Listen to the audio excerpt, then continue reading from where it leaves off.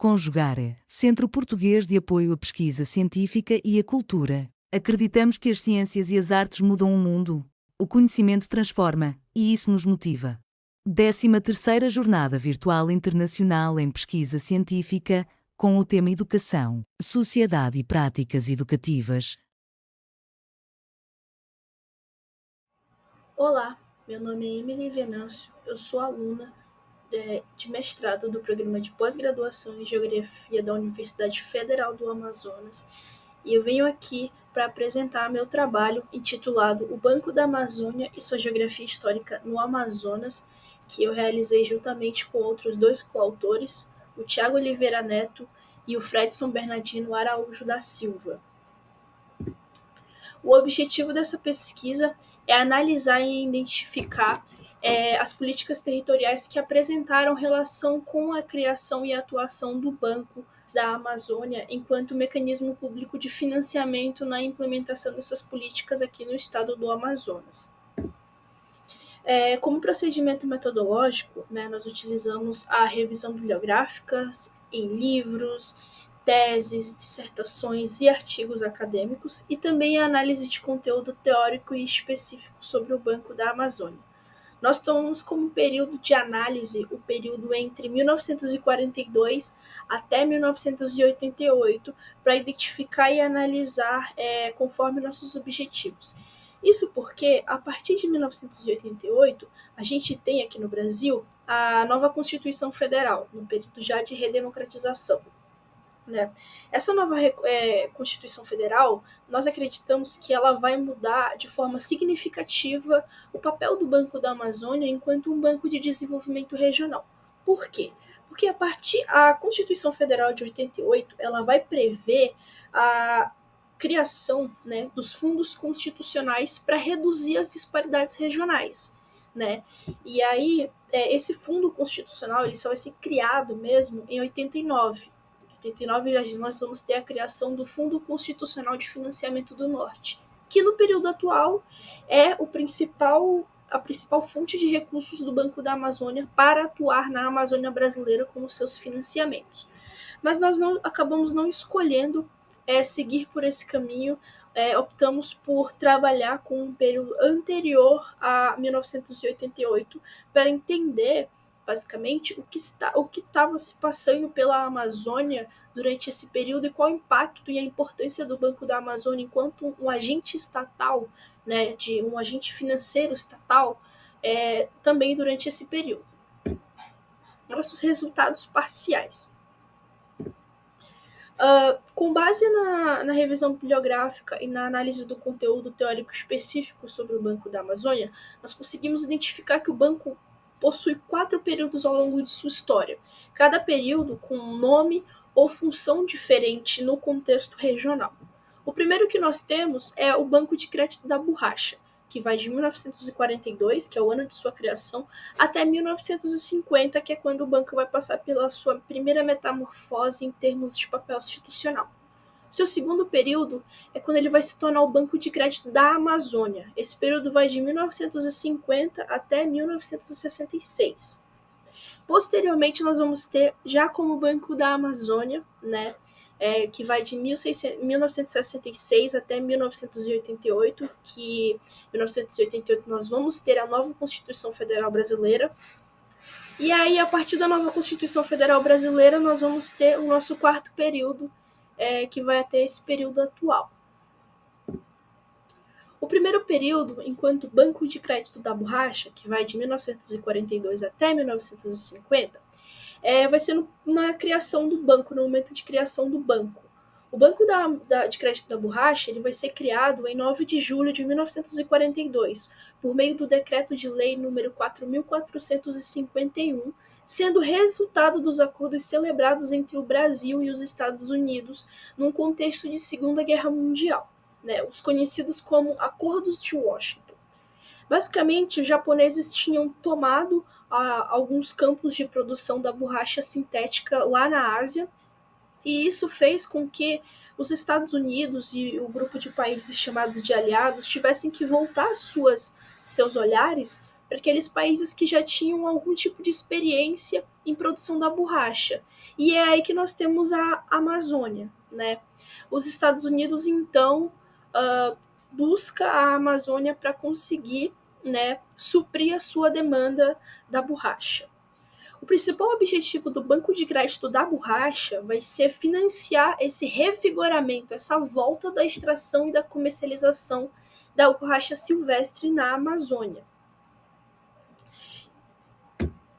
E esse revigoramento ele deu certo de certa forma, né?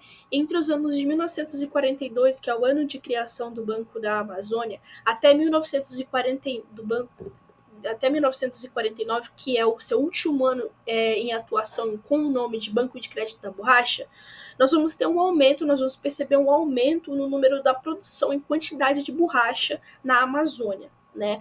A começar aqui em 1941, um ano antes da implementação do Banco de Crédito da Borracha, né?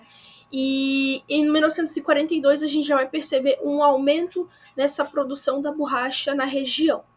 Esse aumento ele vai continuar crescendo até 1945, que é quando a gente vai ter o final da Segunda Guerra Mundial.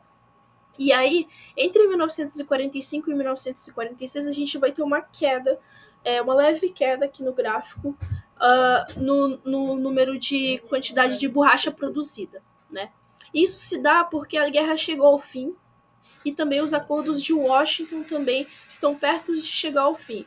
Com isso, não se tem mais interesse na borracha da Amazônia, até pelo seu alto preço em relação à borracha sintética asiática, que, pela perda dos japoneses na Segunda Guerra Mundial, os campos da Ásia voltaram a produzir para todo o mundo. Então, a Amazônia ela se vê novamente abandonada nesse contexto. Em 1947, voltamos a ter um aumento na produção da borracha. E isso vai se dar por mecanismos estatais de intervenção na situação da borracha na Amazônia. Que mecanismos seriam esses? Nós vamos ter a criação de uma lei, a Lei número 86 de 1947. Essa lei ela vai ser uma lei de assistência à situação da borracha. Né?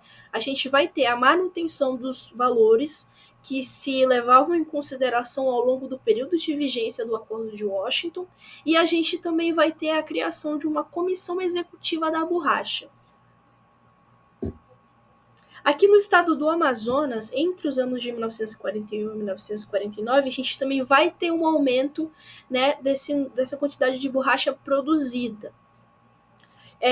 Mas eu destaco aqui a diminuição, o declínio que houve entre os anos de 1945 e 1946 nessa quantidade de borracha produzida. Em 1945, o Amazonas atingiu o auge nesse segundo ciclo de borracha de sua produção. Já em 1943, devido ao fim da Segunda Guerra, a gente vai ter um declínio dessa produção aqui na região. Em 1940, aqui na região não, desculpa, aqui no estado do Amazonas. Já em 1947, nós vamos voltar a ter um aumento nessa produção, que vai se dar, como eu já falei, pelos mecanismos de intervenção do Estado, né? A Lei número 86 de 1947.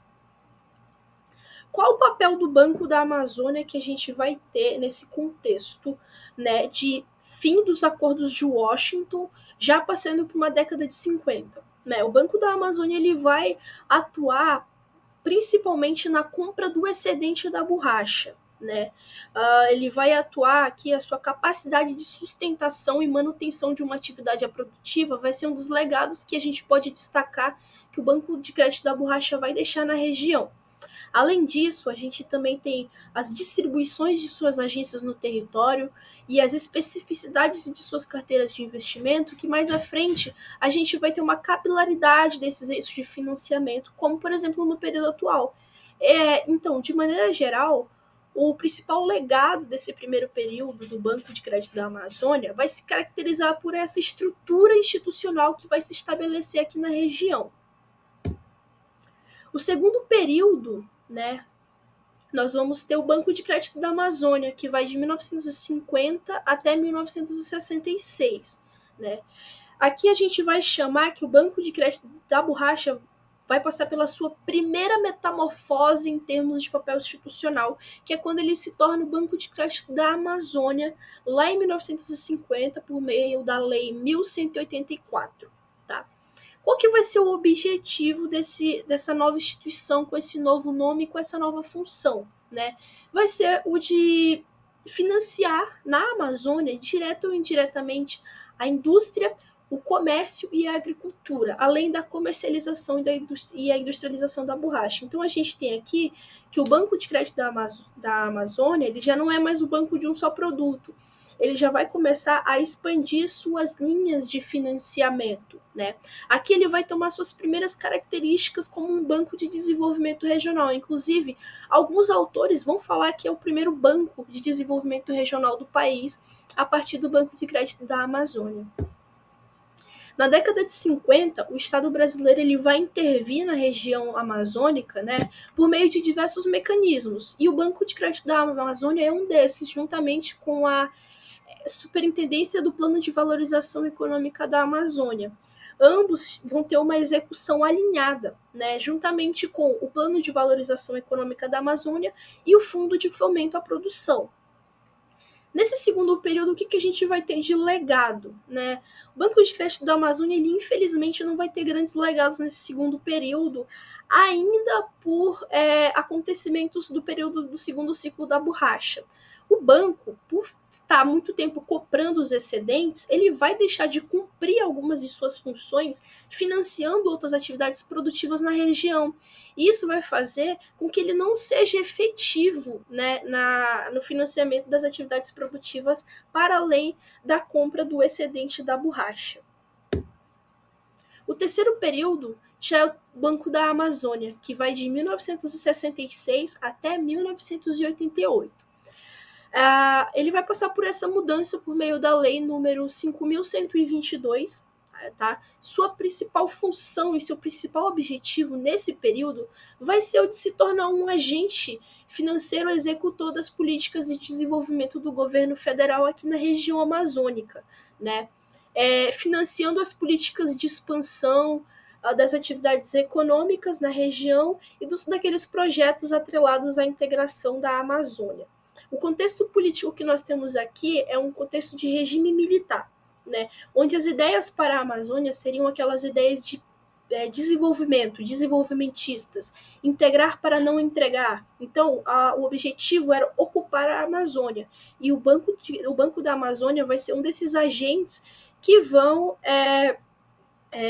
facilitar, né, essa ocupação da Amazônia por meio do financiamento de projetos, sejam projetos de infraestrutura, projetos agropecuários, projetos de colonização.